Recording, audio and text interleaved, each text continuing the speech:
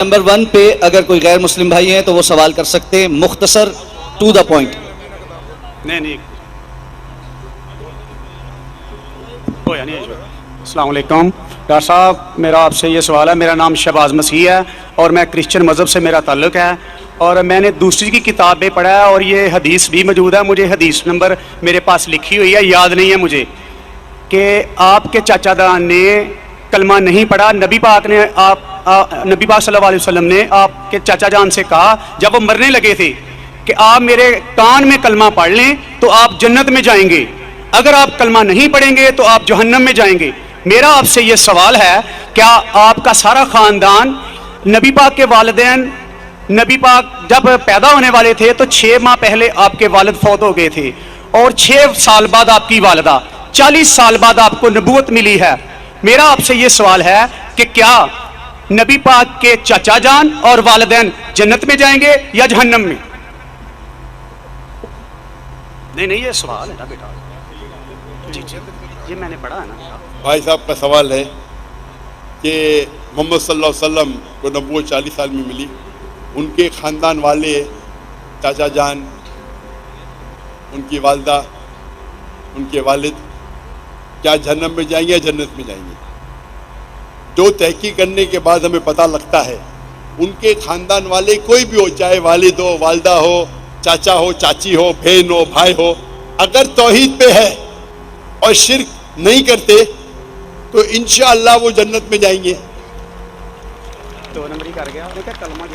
اللہ کے رسول کے آنے کے پہلے، اللہ کے رسول نبوت اعلان کرنے کے پہلے اگر کوئی شخص اللہ پہ یقین رکھتا ہے، ایک اللہ کی عبادت کرتا ہے اور شرک نہیں کرتا ہے، اس ٹائم اللہ کے رسول نے نبوت کا دعویٰ نہیں کیا تھا، تو نبوت ضروری نہیں تھی کہ محمد صلی اللہ علیہ وسلم پہ ماننا جنت میں جانے کے لیے. اس وقت آپ کو ماننا چاہیے کہ اللہ ایک ہے، اللہ کے ساتھ کسی کو شریک نہیں کرنا چاہیے. اس وقت کے پیغمبر، اگر وہ دور تھا عیسیٰ علیہ السلام کا تو آپ کو ماننا چاہیے عیسیٰ علیہ السلام پیغمبر ہے. اگر وہ دور تھا موسیٰ علیہ السلام کا تو ماننا چاہیے موسیٰ علیہ السلام پیغمبر ہے.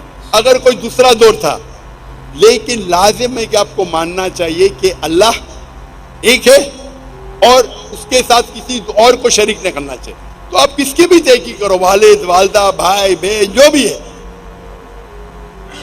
آپ نے جو ذکر کیا، تو اگر ان کے رشتہ دار، چاہے والد ہو یا والدہ، چاہے بھائی ہو یا بہن، چاہے چاچا ہو چاچی، کوئی بھی ہو، اگر شرک کرتے ہیں، ایک اللہ کی عبادت نہیں کرتے تو وہ جنت میں نہیں جائیں گے، جہنم میں جائیں گے.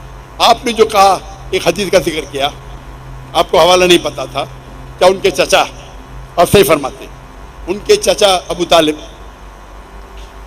انہوں نے اللہ کے رسول کو پروٹیکٹ کیا، ان کو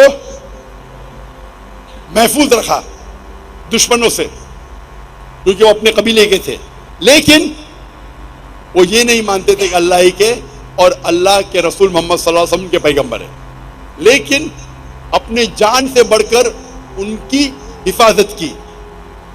اسی لیے اللہ کے رسول چاہتے تھے کہ ان کے چچا اسلام قبول کرے، لیکن انہوں نے قبول نہیں کیا.